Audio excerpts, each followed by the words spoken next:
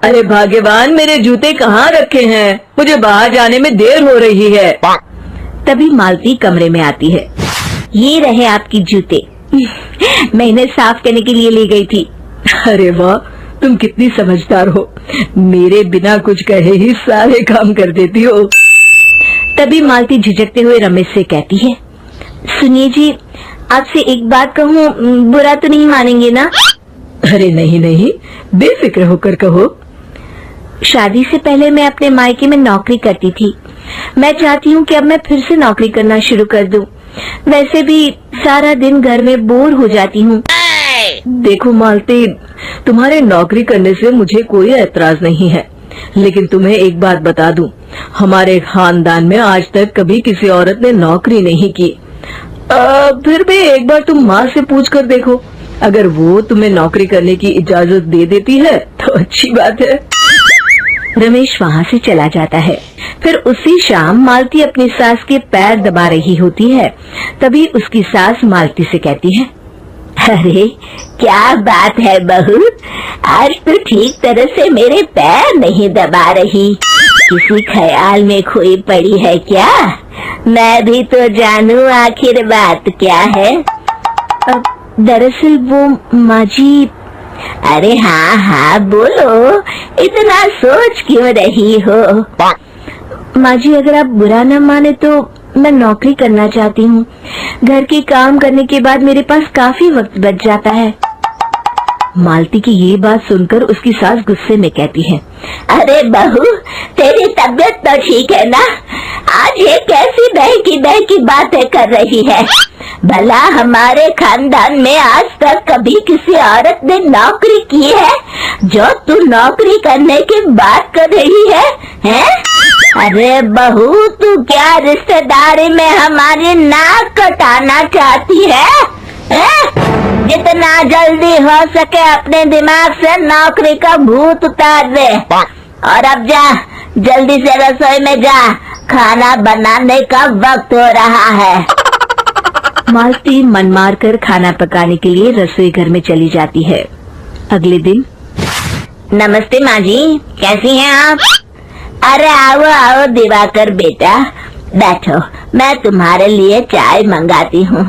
बहू, जरा एक कप चाय तो लेती आना। फिर दिवाकर एक फाइल खोलकर मालती की सास के सामने रख देता है। ये देखिए माँ जी, ये है पिछले महीने का हिसाब और ये रहे मुनाफे के रुपए। एक बार हिसाब देख लीजिए और इन कागजों पर अपने दस्तखत कर दीजिए। अरे दिवाकर बेटा, मैंने भला आज तक कभी तेरा हिसाब देखा है जो अब देखूंगी? ला बता, कहाँ दस्तखत करूं? तभी मालती चाय लेकर वहाँ आ जाती है और अपनी सास को बिना कागजातों को पढ़े इस तरह लापरवाही से दस्तखत करते हुए देखकर हैरान रह जाती है। अच्छा माँ जी, अब मैं चलता हूँ, फैक्ट्री में बहुत काम है। फिर दिवाकर वहाँ से चला जाता है। कुछ दिनों बाद मालती बाजार में कुछ सामान खरीद रही होती है। तभी एक बूढ़ा आदमी उसे आवाज देता है, अरे मालती बेटी, कैसी हो? मुझे पहचाना? मैं तुम्हारी कंपनी में मुनीम का काम करता हूँ। हाँ चाचा जी, मैं आपको बिल्कुल पहचानती हूँ। कहिए, कैसे हैं आप? मैं तो ठीक हूँ, कंपनी में कुछ भी ठीक नहीं चल रहा, यहाँ तक कि हमें ठीक वक्त पर तनख्वाह भी नहीं मिलती। ये आप क्या कह रहे हैं? अब क्या बताऊं, आप लोग तो कभी हिसाब किताब देखने दफ्तर आते नहीं। मेरी मानो तो एक बार आप लोग दफ्तर आकर सारा हिसाब किताब देख लो, आपको असलियत पता चल जाएगी। अच्छा बेटी, अब मैं चलता हूँ, देर हो रही है। फिर वो बूढ़ा वहाँ से चला जाता है। वहीं दूसरी तरफ मालती घर पहुंचकर अपनी सास को सारी बात बताती है। तभी वहाँ रमेश भी आ जाता है, लेकिन मालती की सास मालती की किसी भी बात पर विश्वास नहीं करती। तभी रमेश कहता है, अरे माँ, बिना आग के कभी धुआं नहीं उठता। जब मालती इतना कह रही है तो हमें एक बार दफ्तर चलकर देख लेना चाहिए। वैसे भी हम लोग काफी दिन से अपने दफ्तर नहीं गए हैं। इस तरह किसी एक आदमी के भरोसे काम छोड़ना मुझे भी ठीक नहीं लगता। अगले दिन वे सभी अपने दफ्तर पहुंचते हैं और सीधे दिवाकर के कैबिन में जाते हैं। अचानक सबको एक साथ देखकर दिवाकर चौंक जाता है। अरे माँ जी, आप सब लोग अचानक यहाँ कैसे आ गए? अगर कुछ काम था तो मुझे एक फोन कर दिया होता, मैं आपके घर आ जाता। तभी मालती की सास कहती है, अरे दिवाकर बेटा, आज मैं हिसाब देखने दफ्तर आई हूँ, जरा मुझे पिछले 6 महीनों का हिसाब दिखाना तो बेटा। दिवाकर घबराते हुए हिसाब की फाइल मालती की सास को देता है। मालती की सास फाइल लेकर मालती को देती है और कहती है, ले बहू, देख ले हिसाब। मालती फाइल को बड़े गौर से देखती है और अगले ही पल उसे सारी गड़बड़ी समझ में आ जाती है। वो अपनी सास से कहती है, माँ जी, मुनीम चाचा बिल्कुल सही कह रहे थे।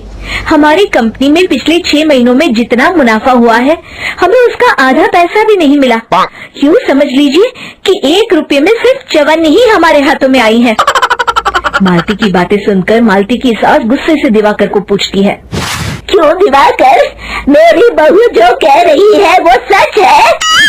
दिवाकर समझ जाता है आज उसका भांडा फूट चुका है। वो गिड़गिड़ाते हुए कहता है, मुझे माफ कर दीजिए माँ जी, मैं पैसों के लालच में अंधा हो गया था। अरे वाह दिवाकर, तू तो एक नंबर का चोर निकला। इतने दिनों से मैं तुझ पर आंख बंद करके भरोसा करती रही और तू मुझे ही चुना लगाता रहा।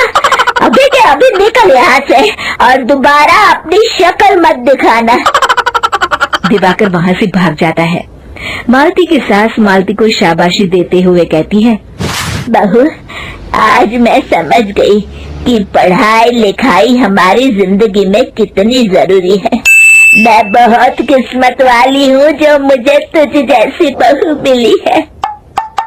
शिक्षा, पढ़ाई लिखाई का इस्तेमाल सही जगह करके हम दुनिया में बहुत कुछ बदल सकते हैं।